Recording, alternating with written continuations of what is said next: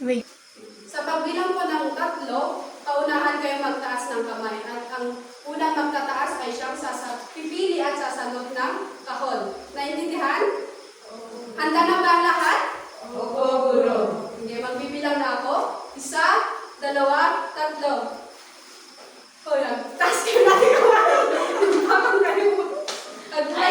Ulit yung questions lang. Sa pagbilang pong 3, magtaas ng kamay. 1, 2, 3.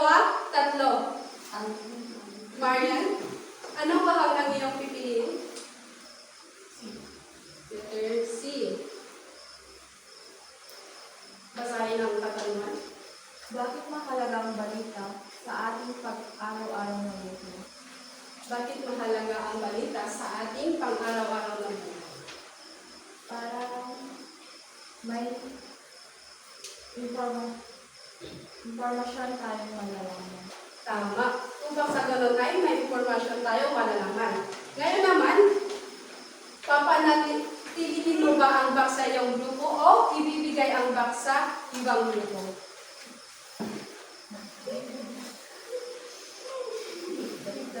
Keep the box.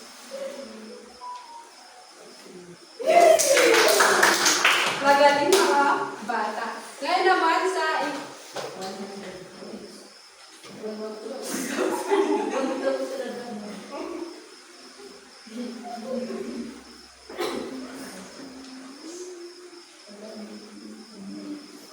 magbibilang ulit ako ng 3 at paunahan din ulit kayong magtaas ng kamay. 1, 2, 3. Okay na! Agpa kayo. At taas ko.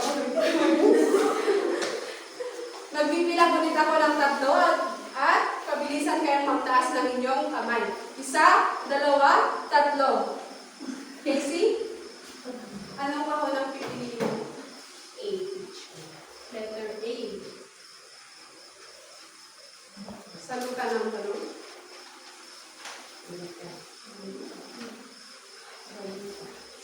Ano ang balita? Teacher, ang balita ay ang mga kaganapan o mga isyu na naririnig natin or napapakinggan. Tama. Ngayon naman, keep or give the box? Keep that teacher. Keep. Wow. Class, highlight. 3 grupo. Hindi ba kayo sasagot?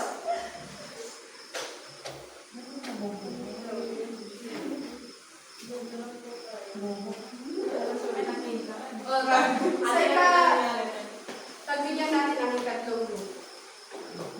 Maaari bang pumili kayo ng kahon? Anong kahon ang pipiliin niyo? F. Ay, tapos na ang letter A. F. F? I'm sorry. Letter F. Ano ang natutunan mo sa pagtulungan sa inyong pangkat tungkol sa paghahanap at pagbuo ng informasyon?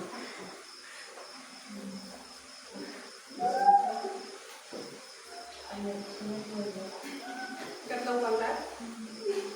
Ano ang kasagutan?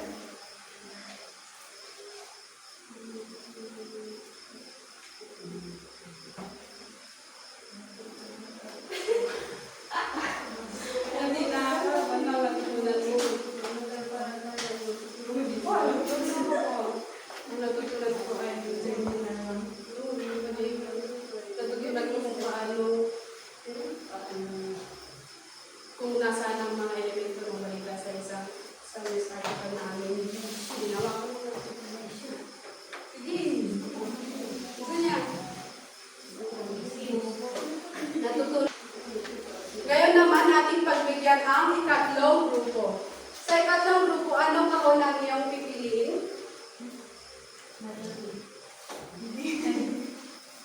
Tapos na ang letter A.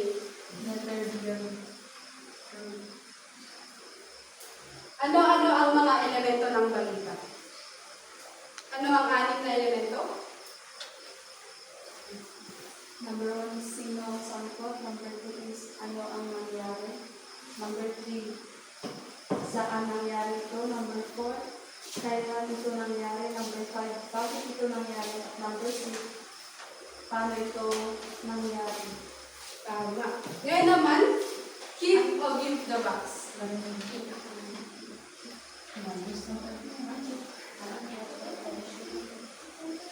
Keep o give the box. Keep. Are you sure ka na sa inyong sagot? Keep the box.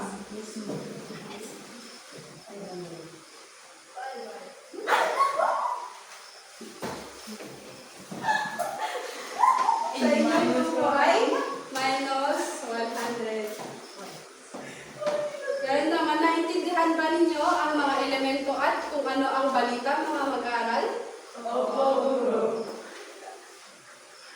Ano, yan.